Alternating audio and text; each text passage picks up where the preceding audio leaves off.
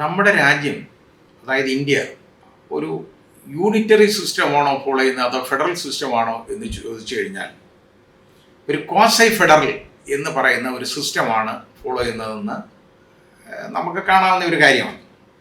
അപ്പോൾ അത് കൂടുതലും ഫെഡറലിസത്തിലോട്ട് ചേർന്ന് നിൽക്കുന്ന ഒരു സംവിധാനമാണ്. അതിൻ്റെ കാരണം എന്ന് പറയുന്നത് ഒരുപാട് സ്റ്റേറ്റുകളുണ്ട്. സ്റ്റേറ്റുകൾക്ക് സ്വയംഭരണാവകാശമുണ്ട്, എല്ലാ കാര്യങ്ങളിലും ഇല്ല. യൂണിയൻ സബ്ജക്റ്റിനെ സംബന്ധിച്ചിടത്തോളം നമ്മുടെ ഭരണഘടനയിൽ പറയുന്ന അതിനകത്ത് സ്റ്റേറ്റിന് യാതൊരു അധികാരവുമില്ല. അത് യൂണിയൻ ഗവൺമെൻറ്റിന് മാത്രമുള്ള അധികാരമാണ്.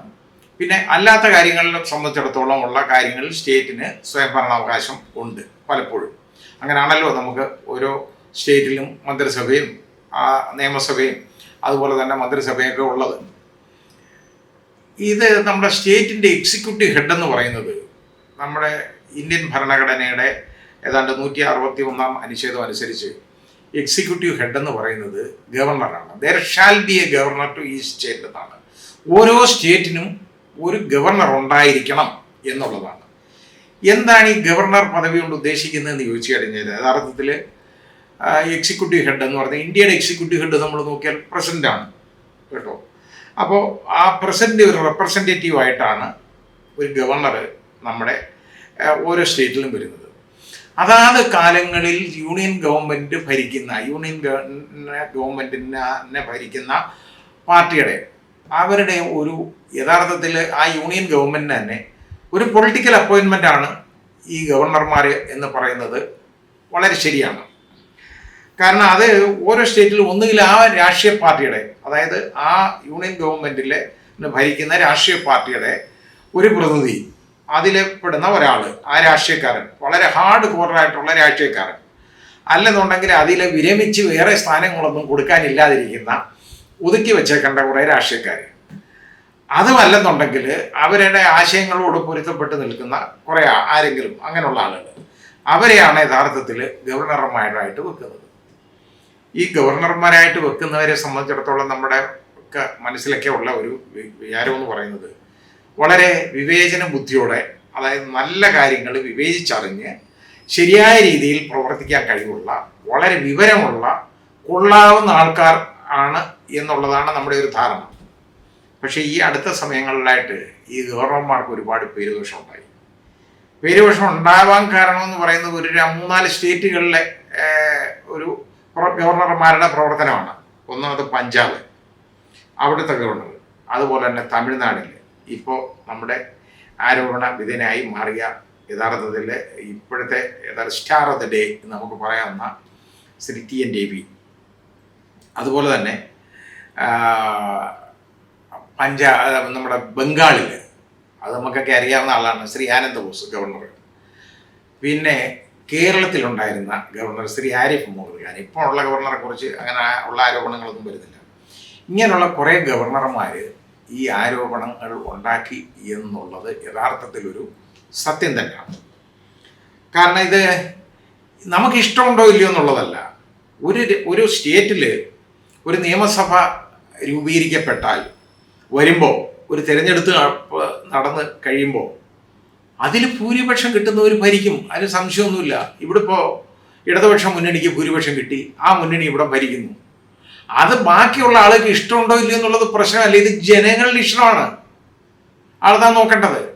പഞ്ചാബ് കോൺഗ്രസ് ഭരിക്കുന്നു, അത് ബാക്കിയുള്ളവർക്ക് ചിലപ്പോൾ അവരെ കണ്ണിൽ കരടായിരിക്കും, പക്ഷേ പറഞ്ഞുകൊണ്ട് കാര്യമില്ല, അത് ജനങ്ങളുടെ ഇച്ഛയാണ്. പശ്ചിമ ബംഗാളിൽ മമതാ ബാനർജിയുടെ തൃണമൂൽ കോൺഗ്രസ് ഭരിക്കുന്നു, അതും ബാക്കിയുള്ളവർക്ക് ഇഷ്ടമുണ്ടോ ഇല്ലയോ എന്നുള്ളത് പ്രശ്നമല്ല, അവിടുത്തെ ജനങ്ങളുടെ ഇച്ഛയാണ് അവിടെ നടപ്പാക്കുന്നത്. തമിഴ്നാട്ടിൽ DMK ഭരിക്കുന്നു, അത് അവിടുത്തെ ജനങ്ങളുടെ ഇച്ഛയാണ്. അപ്പോൾ വേറെ ഉള്ള ആൾക്ക് ഇഷ്ടമുണ്ടോ ഇല്ലയോ, അല്ലെ യൂണിയൻ ഗവൺമെൻറ് അത് ഇഷ്ടമുണ്ടോ ഇല്ലയോ എന്നുള്ളത് നോക്കേണ്ട കാര്യമില്ല. ഇനി ഇങ്ങനെയുള്ള സ്റ്റേറ്റുകളിലേക്കൊക്കെ യഥാർത്ഥത്തിൽ യൂണിയൻ ഗവൺമെൻറ് ഗവർണർമാരെ അയക്കുമ്പോൾ യഥാർത്ഥത്തിൽ ഒന്ന് നോക്കി കണ്ടുമൊക്കെ ചെയ്യണം. ഒരു ബാലൻസ്ഡായിട്ട് പെരുമാറുന്ന ആളുകളെ, കൊള്ളാവുന്ന ആളുകളെ നോക്കി അങ്ങോട്ട് അയക്കണം. അല്ലാതെ അവർക്ക് വേണ്ടി ഒരു ചട്ടുകമായിട്ട് ഒരു രാഷ്ട്രീയ കോമരമായിട്ട് മാറുന്ന ആളുകളെ പിടിച്ച് ഗവർണറാക്കി വെക്കുമ്പോൾ വളരെ വലിയ അപകടങ്ങൾ വരും. ഇവിടെയൊക്കെ ഇപ്പോൾ എന്താ ഈ അടുത്ത കാലത്തായിട്ടുണ്ടാകുന്ന ഒരു പ്രതിഭാസം എന്ന് പറയുന്നത്, അതായത് ഇപ്പോൾ ഒരു നിയമം നമ്മുടെ നിയമസഭ പാസ്സാക്കുന്നു, അല്ലെങ്കിൽ ലെജിസ്ലേറ്റീവ് കൗൺസിൽ ഉള്ള സ്ഥലങ്ങളിൽ 2 ഹൗസും കൂടെ ചേർന്ന് പാസ്സാക്കുന്നു. അങ്ങനെയുള്ള നിയമങ്ങൾ അത് നിയമമാകണമെങ്കിൽ അതിന് അസെൻറ്റ് വേണം. അതായത് അസന്റ് എന്ന് പറയുന്ന അനുവാദം ആരുടെയാ, നമ്മൾ സാങ്ഷൻ എന്ന് പറയുന്നതിന് തുല്യമാണ് അസന്റ്. ഈ അസന്റ് എന്ന് പറയുന്ന ആരെ കൊടുക്കണം? ഗവർണർ കൊടുക്കണം. അപ്പോൾ ഈ ബില്ല് പാസ്സായി കഴിഞ്ഞാൽ എത്രയും പെട്ടെന്ന് നിർബന്ധമായിട്ടും അത് ഗവർണർക്ക് അയക്കണം. ഗവർണർക്ക് അയച്ചു കഴിഞ്ഞാൽ governor as soon as practicable, as soon as possible, practicable അല്ല, ആസ് സൂൺ ആസ് പോസിബിൾ, അങ്ങനെയാണ് 200-ാം വകുപ്പ് അനുച്ഛേദത്തിന്റെ, ഭരണഘടനയുടെ 200-ാം അനുച്ഛേദത്തിന്റെ ആദ്യത്തെ പ്രൊവൈസോ പറയുന്ന അതാണ്. അത് അസന്റ് കൊടുക്കണം, അല്ലെങ്കിൽ as soon as possible assent കൊടുക്കണം. അതും അല്ലെന്നുണ്ടെങ്കിൽ ഗവർണർക്ക് ഇത് രണ്ടാമത് ഇവരൊന്ന് റീകൺസിഡർ ചെയ്യണം, ഇന്ന പോയിന്റിൽ ശരിയല്ല എന്ന് സംശയം ഉണ്ടെങ്കിൽ അത് തിരിച്ചയക്കാം, ഇന്ന കാരണം പറഞ്ഞുകൊണ്ട് തിരിച്ചയക്കാം. അല്ലെങ്കിൽ ഒന്നുകൂടെ റീകൺസിഡർ ചെയ്യണം, ഇത് മൊത്തം കൂടെ ശരിയല്ല, നിങ്ങൾ ഒന്നുകൂടെ കൺസിഡർ ചെയ്യണം എന്ന് പറഞ്ഞ് തിരിച്ചയക്കാം. ആദ്യം തന്നെ ഒപ്പിട്ട് കൊടുക്കണമെന്നില്ല. അങ്ങനെ അയച്ചു കഴിഞ്ഞാൽ വീണ്ടും ഈ നിയമസഭ ഇത് തന്നെ പാസ്സാക്കി അങ്ങോട്ട് അയച്ചാൽ ഉണ്ടല്ലോ, പിന്നെ ഗവർണർക്ക് വേറെ നടപടിയൊന്നുമില്ല, ഒരു കാര്യവുമില്ല. അനങ്ങാതിരുന്ന് അവിടെ ഒപ്പിട്ടങ്ങ് കൊടുത്തേക്കണം, അസന്റ് കൊടുക്കണം. അതാണ് നമ്മുടെ ഭരണഘടനയുടെ 200-ാം അനുച്ഛേദത്തിന്റെ ആദ്യത്തെ പ്രൊവൈസോ പറയുന്നത്. ഇനി രണ്ടാമത്തെ പ്രൊവൈസോ ആണെങ്കിൽ ഗവർണർക്ക് തോന്നുക ഇത് എനിക്ക് തന്നെ തീരുമാനിക്കാൻ പറ്റിയ ഒരു കാര്യമല്ല, എൻ്റെ വിഷയമല്ല, അത് മാത്രം ചെയ്യാൻ പറ്റുന്നതല്ല ആണെന്നുണ്ടെങ്കിൽ ഞാനത് പ്രസിഡന്റ് അയക്കണം. ഇമ്മീഡിയറ്റ്ലി അത് പ്രസിഡന്റിന്റെ അസന്റിനായിട്ട് അയക്കണം. ഇതാ ചെയ്യേണ്ടത്. അല്ലാതെ ഇതെടുത്ത് വെച്ച് ഇതിൻ്റെ മേളിൽ കയറി അടയിരിക്കുക, അതിൽ കിടന്ന് ഉറങ്ങുക എന്ന് പറയുന്ന പരിപാടി ശരിയല്ല. ഇപ്പോൾ കേരളത്തിൽ തന്നെ നമ്മുടെ നിയമസഭയുടെ ആണെങ്കിൽ ഏതാണ്ട് 10 ബില്ല്, 7 or 8 ബില്ലുകളോളം ഇതുപോലെ അതിൻ്റെ പുറത്ത് അടയിരുന്നു ഗവർണർ. ഇവിടെ തമിഴ്നാട്ടിലാണെങ്കിൽ ചെയ്തതെന്ന് പറഞ്ഞാൽ അപ്പോൾ ഏതാണ്ട് 12 ബില്ലുകളുടെ പുറത്ത് ഇതുപോലെ ശ്രീ രവി കിടന്നുറങ്ങി എന്നുള്ളതാണ്. അപ്പോൾ ഇതിനെ ചോദ്യം ചെയ്ത് പലപ്പോഴും സുപ്രീം കോടതിയിൽ ഈ സ്റ്റേറ്റുകളെ സമീപിച്ചിട്ടുണ്ട്. ഇപ്പോൾ കേരളം തന്നെ സുപ്രീം കോടതി സമീപിച്ചു. ആ കേസ് അവിടെ കിടക്കുകയാണ്. ശ്രീ കെ വേണുഗോപാൽ അഡ്വക്കേറ്റാണ് കേരളത്തിന് വേണ്ടി അപ്പിയർ ചെയ്യുന്ന ആ കേസിനകത്ത്. അത് വേറൊരു ബെഞ്ചിലാണ്. അതേപോലെ തന്നെ തമിഴ്നാടിൻ്റെ കേസ് വന്നു. നേരത്തെ തന്നെ പഞ്ചാബിൻ്റെ കേസ് വന്നു കഴിഞ്ഞപ്പോൾ സുപ്രീം കോടതി പറഞ്ഞു ഇതുപോലെ ഈ ബില്ല് ഇങ്ങനെ വെച്ച് അനാവശ്യമായിട്ട് വെച്ച് താമസിപ്പിക്കുന്നത് ശരിയല്ല, അത് ഇതുപോലെ എന്തെങ്കിലും ചെയ്യാതെ വെറുതെ അനങ്ങാതിരിക്കുന്നത് ശരിയല്ല, ഗവർണർക്കെന്ന് പ്രത്യേകിച്ച് വിവേചനാധികാരമൊന്നുമില്ല, അത് കൊള്ളാമോ ഇല്ലയോ എന്ന് നോക്കുന്ന അല്ല ഗവർണർ ജോലി എന്നുള്ള രീതിയിൽ സുപ്രീം കോടതി അതിനിശ്ചിതമായിട്ട് പല പ്രാവശ്യം വിമർശിച്ചു. ആ പഞ്ചാബിലെ കേസിലെ ആ വിമർശനം ഉണ്ടായിക്കഴിഞ്ഞപ്പോൾ ശ്രീ രവിക്ക് മനസ്സിലായി തമിഴ്നാട്ടിലെ പ്രശ്നം വരുമെന്ന് കേട്ടോ. അപ്പോൾ എന്ത് ചെയ്യുന്നറിയോ, ഇതെല്ലാം കൂടെ എടുത്ത് ഒരൊറ്റ അടിക്ക് നേരെ പ്രസിഡന്റ് അയച്ചു കൊടുത്തു. ഇപ്പോൾ സുപ്രീം കോടതി ഇന്നലെ കർശനമായിട്ട് അതിൽ ഒരു വിധി പറഞ്ഞു കേട്ടോ. അത് 2 അംഗ ബെഞ്ചാണ് ആ വിധി പറഞ്ഞത്. അതിൽ മാത്രമേ ഉള്ളൂ എനിക്കൊരു വ്യത്യസ്ത അഭിപ്രായമുള്ളത്. എന്തായാലും ശരി, അതിനകത്തൊരു പുതിയ നിർവചനം തന്നെ കൊടുത്തു. ആസ് സൂൺ ആസ് പോസിബിൾ എന്ന് പറഞ്ഞാൽ തോന്നിവാസം പോലല്ല, ഒരു റീസണബിൾ പീരീഡാണ് വേണ്ടത്. ആ പീരീഡ് ഭരണഘടന പറഞ്ഞിട്ടില്ല. അത് പറയാത്തതിൻ്റെ കാരണം എന്താണെന്നറിയോ? ഭരണഘടനയുടെ മര്യാദ കൊണ്ട് പറയാത്തതാണ്.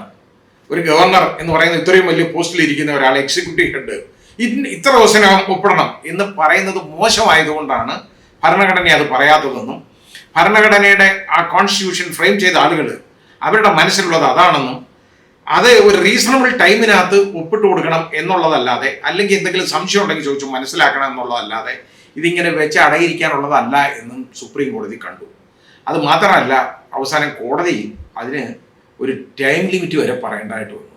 അത് പറയാൻ അപ്പോൾ ചോദിക്കും ഇതിന് ഭരണഘടന ഇല്ലാതെ എങ്ങനെ പറഞ്ഞെന്ന് ചോദിച്ചു കഴിഞ്ഞാൽ, അത് അനുച്ഛേദം 142-ാം അനുച്ഛേദമുണ്ട് ഭരണഘടനയുടെ. സമ്പൂർണ്ണ നീതി നടപ്പാക്കാൻ, കംപ്ലീറ്റ് ജസ്റ്റിസ് നടപ്പാക്കാനായിട്ട് സുപ്രീം കോടതി എന്തുത്തരവും പാസ്സാക്കാം. ഇവിടെ സമ്പൂർണ്ണ നീതി നടപ്പാക്കണമെങ്കിൽ ഇതൊരു ഉത്തരവ് വേണം. കാരണം ഇങ്ങനെ സമയം പറഞ്ഞിട്ടില്ല എന്നുള്ള ഒരു കാഴ്ചപ്പാടിൽ ഇതുപോലെ കയറി അടയിരിക്കുന്ന ഗവർണർമാരുണ്ടെങ്കിൽ എങ്ങനെ പറയാതിരിക്കും? അപ്പോൾ സുപ്രീം കോടതി ചെയ്തേക്കുന്നത് അതിൽ ശരിയാണ്. പക്ഷേ നമ്മുടെ ആർട്ടിക്കിൾ 145(3) അനുസരിച്ച്, അനുച്ഛേദം അനുസരിച്ച്, അതായത് ഭരണഘടനയുടെ 145(3) അനുസരിച്ച് ഇങ്ങനെ ഭരണഘടനാ വിഷയങ്ങളിൽ അതായത് ഒരു ക്വസ്റ്റ്യൻ ഓഫ് ലോ, ഒരു നിയമപ്രശ്നം, ഭരണഘടന ഇതിലെ ഒരു നിയമപ്രശ്നം ഉള്ളതാണ്. കാരണം ഇത് കാലാവധി ഇല്ല, പക്ഷെ കാലം പറയേണ്ടതായിട്ട് വന്നു. മാത്രമല്ല ഇതുവരെ പ്രസിഡന്റ് അയച്ച ബില്ല് ഉൾപ്പെടെ പാസ്സായതിട്ട് പരിഗണിക്കണം എന്ന് സുപ്രീം കോടതി പറഞ്ഞു. പറഞ്ഞാണ് അത് നിയമമായി. അപ്പോൾ ഇങ്ങനെ പറഞ്ഞപ്പോൾ ഇതൊരു നിയമപ്രശ്നം തന്നെയാണ്. അത് ഭരണഘടനയുടെ ഒരു യഥാർത്ഥ വ്യാഖ്യാനമാണ്. ആ ഭരണഘടനാ പ്രൊവിഷൻസിനെ സംബന്ധിച്ച് വ്യാഖ്യാനിക്കണമെങ്കിൽ ഞാൻ നേരത്തെ പറഞ്ഞ 145(3) അനുച്ഛേദം അനുസരിച്ച് യഥാർത്ഥത്തിൽ ഏറ്റവും കുറഞ്ഞ 5 അംഗ ബെഞ്ച് വേണം. ഇവിടെ അത് മാത്രമേ ഞാൻ പറഞ്ഞത്, ഈ 2 അംഗ ബെഞ്ചേ പറഞ്ഞുള്ളൂ. പക്ഷേ 5 അംഗ ബെഞ്ച് ഇല്ലെങ്കിൽ പോലും എൻ്റെ അഭിപ്രായത്തിൽ ഇങ്ങനെ ഒരു എക്സിജൻസിയിൽ 142 അധികാരം വിനിയോഗിച്ചുകൊണ്ട് സുപ്രീം കോടതിക്ക് ഇത് പറയാം.